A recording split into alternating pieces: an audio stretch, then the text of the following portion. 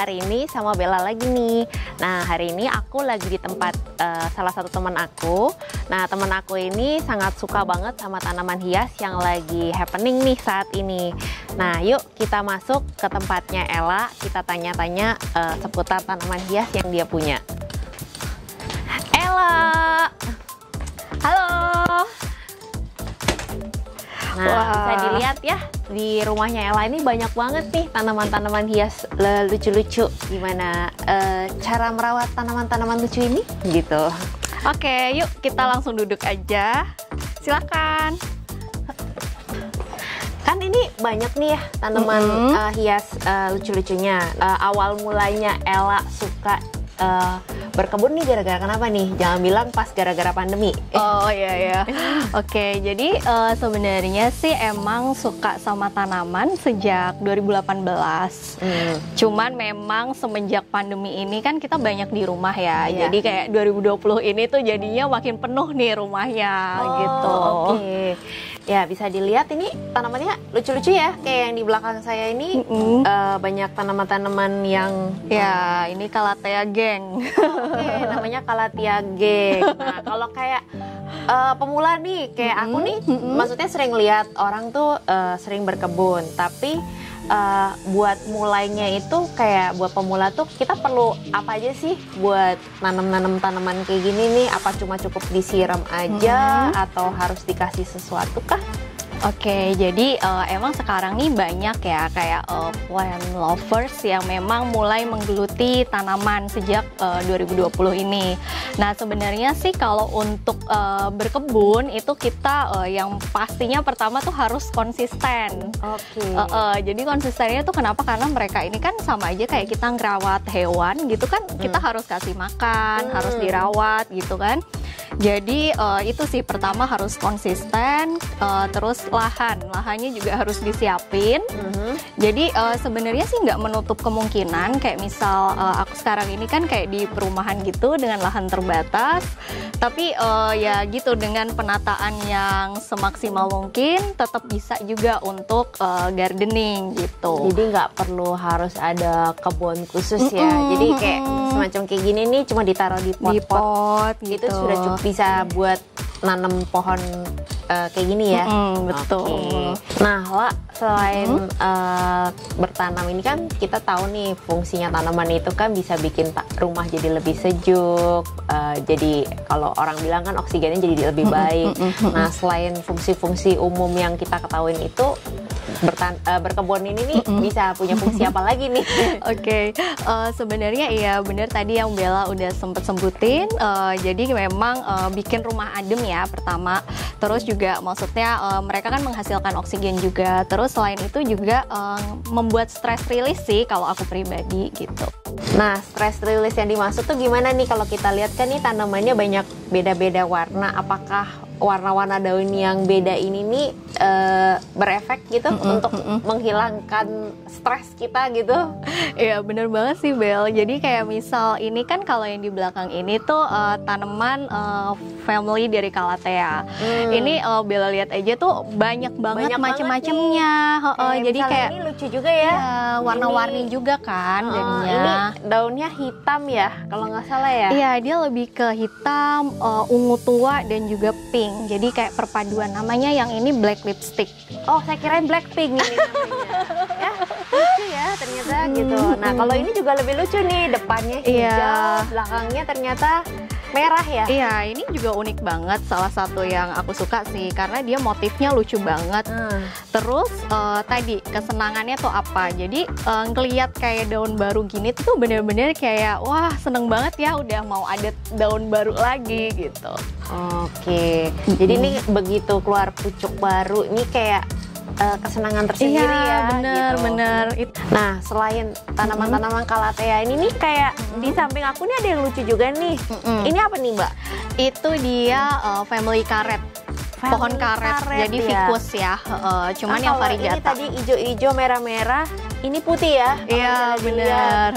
Nah, kalau misalnya kayak gini, kita milih tanaman yang tepat buat di rumah tuh yang mesti kayak gimana sih?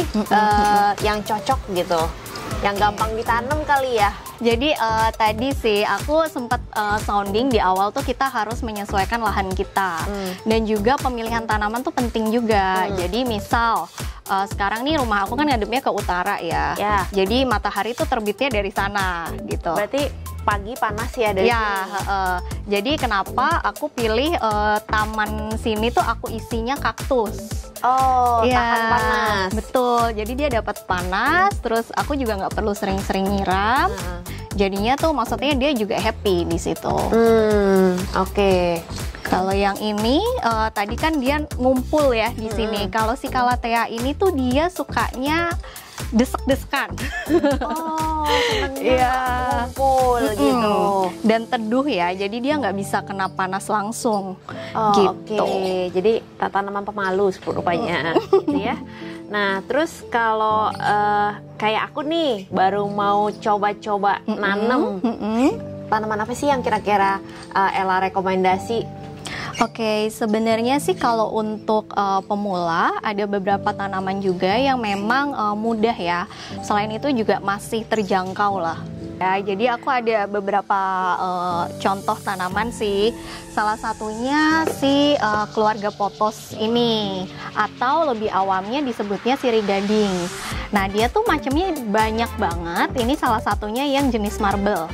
Ini juga masih terjangkau sih, dan juga perawatannya mudah banget. Jadi dia mau di indoor ataupun outdoor itu masih oke banget untuk teman-teman yang mau memulai hobi tanaman gitu. Nah, seberapa mudah nih untuk nanam ini gitu? Kalau misalnya kayak aku mau dong Mbak Ella bagi gitu. Nah, terus aku nanam di rumahnya gimana nih? Apa langsung dimasukin ke tanah atau gimana nih tipsnya? Oke. Paling ini ada satu lagi dia yang jenisnya sama ya dengan jadi potos ini bisa juga merambat ya itu? Iya, ini yang udah rimbunnya. Jadi ini beda jenis tapi sama-sama keluarga potos. Kalau mau tadi memperbanyaknya gampang banget nih. Jadi kalau udah keluar akar angin seperti ini tinggal potong aja nih di sini. Oke. Terus dicelupin ke air. Gitu aja. Jadi dicelupin ke air dulu. Nah, terus habis dicelupin air baru dipindahin ke tanahnya pada saat udah keluar akar kah atau gimana? Iya bener, jadi tadi water propagation ya namanya. Jadi setelah dicelup air, kita tunggu biasanya semingguan tuh akar aktifnya udah keluar, yang warnanya biasa putih-putih. Nah paling airnya cukup diganti kayak 3 hari sekali gitu sih. Nanti habis itu baru ditanam ke pot. Pindah. Oke. Gitu. Lucu ya, jadi pengen. Nah, terus selain kalau ini kan yang tadi yang mudah nih, kalau ada tips nggak? Mungkin kalau yang memang udah dasarnya mungkin udah biasa nanem. Nah, kan sekarang nih banyak nih pohon-pohon yang istilahnya apa ya, di Instagram tuh lagi happening nih. Kayak aku tadi lihat itu daun yang ini nih, ini kan lagi happening. Susah nggak sih ngerawatnya? Si monstera ya? Iya. Monstera tuh salah satu yang gampang juga. Yang hijau ya. Kalau yang variegata itu emang agak susah dan juga pricey. Kalau yang hijau ini tuh gampang banget. Jadi ini aja tuh tinggal tuncep ke tanah atau ditaruh di pot, bisa di indoor atau outdoor. Itu gampang banget sih dia, dan juga lumayan tahan banting lah. Tahan banting. Jadi walaupun dia kena panas tapi tetap oke lah ya intinya. Nah, ada nggak sih Ella punya tanaman yang mungkin kategorinya ribet untuk ditanam? Nah, mungkin bisa dikasih lihat yang mana? Salah satunya yang ribet tuh ini ya, aku kasih contoh si Blackpink. Bukan Blackpink nanti. Black lipstick. Ini tuh sama ya, keluarga Calathea. Basically Calathea itu kalau untuk pemula aku nggak saranin dulu. Karena dia itu memang agak inilah cranky lah. Gitu. Bisa kayak gini ya. Ini pasti kepanasan ya? Ini antara kepanasan, overwatering, atau memang kalau yang ini aku sempet karena rusak sih. Kena roda gitu. Ini awalnya aku beli sudah gede-gede daunnya. Oke, cuman karena tadi faktor terlalu panas atau memang polanya aku belum nemu yang pas, dia ngegulung semua kayak gini, kering. Oke, jadi kayak kepanasan gitu ya, padahal sebenarnya bukan karena kepanasan aja. Jadi waktu itu aku potong semua bener-bener gundul. Terus aku sungkup, jadi kayak dikarantina dulu. Terus dia baru keluar nih, langsung daun baru semua. Itu sih. Walaupun masih ada kayak sedikit agak keriting-keriting gini ya. Gitu. Nah mungkin buat pemula jangan nanam ini dulu ya, tanam yang ini aja yang katanya celup air nih yang gampang gitu. Oke. Nah ada nggak sih tanaman favoritnya Ella yang paling suka di antara semua tanaman yang dipunyain ini? Oke, aku boleh ambil dulu. Nah ini aku paling suka nih, Bel. Bagus ya warnanya nih, bisa dilihat nih. Warnanya nih ada hijau tua, hijau muda. Nah ini juga keren nih. Baru pertama kali lihat nih ada yang benar-benar full putih gini ya. Nah ini nih lumayan tricky juga nih yang ini nih. Kalau yang ini tuh dia sebenarnya putih kelihatan cantik ya karena variegata. Jadi dia kelainan sebenarnya. Cuman dibalik kecantikannya ini kadang cuma sementara, Bel. Jadi ya itulah antara seneng tapi was-was juga nih. Nah itulah seninya ngerawat tanaman sih memang. Nah kalau yang ini mungkin lebih mudah kali ya? Yang ini dia relatif lebih mudah karena setiap daunnya masih marble. Jadi masih ada hijaunya si klorofilnya. Kalau ini benar-benar udah kayak klorofilnya cuma di ujung sini doang. Gitu. Kalau ini masih setengah-setengah ya. Iya. Ini bisa kelihatan nih kalau udah. Ini juga gosong nih. Ternyata kalau klorofilnya udah nggak ada, malah cepet gosong ya. Iya. Dia kalau albino lebih rentan, kecuali kalau dia nyebar kayak gini relatif lebih aman. Gitu. Ini sama-sama variegata sih. Oke, jadi ini tanaman favoritnya Ella. Kalau saya tanaman favoritnya apa? Saya belajar nanam dulu ya. Nanti baru saya kasih tahu. Oke, nah mungkin boleh dikasih tahu nih, kan ini tanamannya jenisnya beda-beda. Nah buat nyusunnya supaya kelihatan cantik tuh kayak gimana ya? Apakah harus gede-gede semua dulu, kecil-kecilnya di bawah, atau boleh di mix nih, kayak ini kan ada yang tinggi nih, terus ini ada yang pendek-pendek gitu. Apakah mesti diselang-seling apa gimana nih? Atau asal taruh aja, yang penting cantik gitu. Oke. Sebenarnya untuk peletakan tadi memang pertama masalah estetika penting juga ya, tapi kedua kita harus tahu juga dia karakternya gimana. Jadi kayak Calathea ini kan tadi teduh dan juga dia sukanya sejuk, ngumpul-ngumpul ya, dempet-dempetan. Jadi aku taruhnya di sini ngumpul semuanya, gitu. Nah kalau untuk tanaman yang besar-besar karena lahan terbatas ya, jadinya aku banyakan vertikal juga. Terus juga aku taruh di rak-rak gitu sih, jadi lebih menghemat tempat juga. Oke, pokoknya basically sebenarnya kayak pohon tuh nggak ada yang istilahnya mau sendirian gitu, nggak ada kan? Mungkin kecuali kaktus kali ya, istilahnya senangnya kan dia panas, paling tahan sendiri kan, nggak disiram nggak apa-apa. Kalau yang kayak gini-gini tetap harus rame-rame ya. Bener. Nah habis itu nextnya. Nah, Kak, selain dikasih vitamin atau ada nggak sih obat khusus untuk si pohon-pohon ini gitu? Ini kan misalnya kayak gini nih, kayak tadi nih yang gosong, ada obatnya nggak? Mungkin kalau misalnya kayak kulit kita kan ada salepnya, ini ada salepnya nggak nih? Oke, jadi sebenarnya tadi ya pupuk dan juga obat gitu ya. Sebenarnya itu juga perlu diperhatiin sih. Jadi kalau untuk vitamin atau pupuk itu sebenarnya nggak bisa sering-sering. Oke, gitu. Kenapa? Jadi panas kah atau apa? Dia ngiket media tanamnya. Jadi kalau misal kayak gini kan aku taruhnya di pot ya kebanyakan. Jadi dia kan terbatas. Nah untuk pupuk aku biasanya paling cepat itu 1 minggu sekali, dan itu biasanya di musim panas sih. Musim panas. Jadi kalau musim sekarang ini udah penghujan, itu aku nggak terlalu kasih pupuk dulu, tapi lebih fokusnya ke fungisida atau pestisida. Oke. Jadi bisa aja ada kutu-kutu tanaman ya. Kutu, jamur gitu. Malah ternyata berbeda ya. Kalau musim panas dikasih vitamin, musim hujan dikasih pembasmi hamanya ya. Benar. Nah, tadi kan tips udah dikasih. Nah, mungkin rangkumannya. Jadi apa nih buat penonton kita rangkuman mengenai tanaman hias ini gimana nih lah gitu? Oke, paling kalau untuk teman-teman tadi ya yang mau memulai atau memang sudah menggeluti dunia tanaman, tadi ya kita harus konsisten. Jadi maksudnya mungkin tadi kalau kita punya kesibukan lain tapi pengen merawat tanaman, kita sesuaiin aja media tanamnya.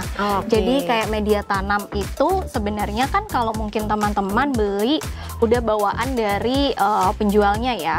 Cuman aku selalu ganti karena harus nyesuaiin juga sama lokasi kita.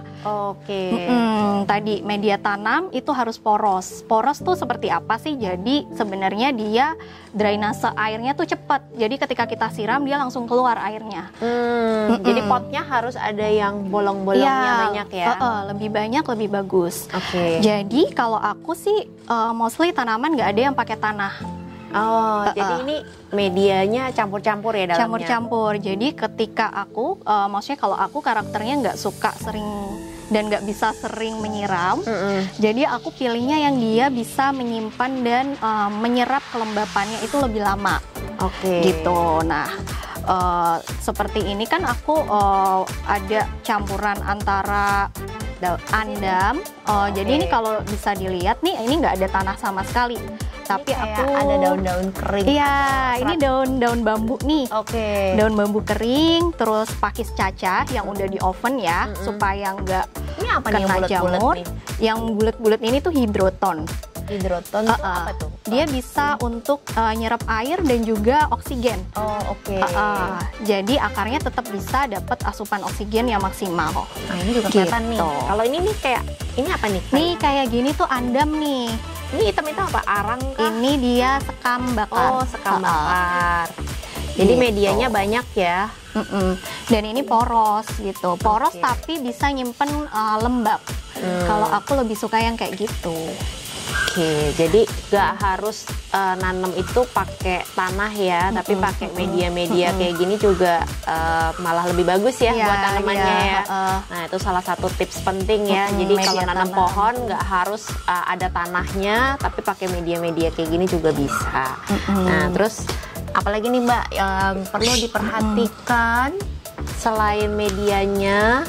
Mungkin peletakan tanamannya juga perlu ya tadi ya, jangan terlalu panas ya. Betul, jadi kalau peletakan itu juga penting. Kita harus tahu sih karakter tanaman kita masing-masing tuh seperti apa. Jadi kayak gini kan dia klorofilnya itu klorosis ya, atau dia kurang. Jadi setiap pagi tuh aku akan jemur. Di bawah jam 9. Justru dia butuh matahari. Gitu. Saya kirain kalau putih begini udah nggak perlu matahari, harus ditaruh di dalam rumah yang nggak kena cahaya matahari, nggak ya, malah harus kena matahari. Kebalikannya dia. Gitu. Nah, terus kayak misal kayak gini nih, gimana nih yang tadi? Ini ya. Si gading ini kan juga agak putih-putih nih. Nah, ini gimana? Kalau ini emang dia jenisnya seperti ini. Ini jenisnya seperti ini. Jadi dia tahan banting. Tadi bisa di dalam rumah minim cahaya ataupun di luar. Gitu. Cuman ya kalau aku sih basically tanaman kan semua di outdoor ya. Jadi walaupun ada yang di dalam rumah, setiap seminggu sekali kadang aku keluarin. Kalau pas weekend gitu. Tetap harus dijemur biar kena vitamin D. Terus paling pot ya, pemilihan pot. Benar, pemilihan pot gimana nih? Sekarang tuh kan banyak banget ya Bella, kayak pot yang lucu-lucu gitu kan. Nah, kalau buat teman-teman sih kalau based on pengalaman pribadi gitu, aku lebih prefer pot yang seperti ini. Yang panjang begini lurus ya? Gini ya, terus dia lubangnya tuh banyak gitu.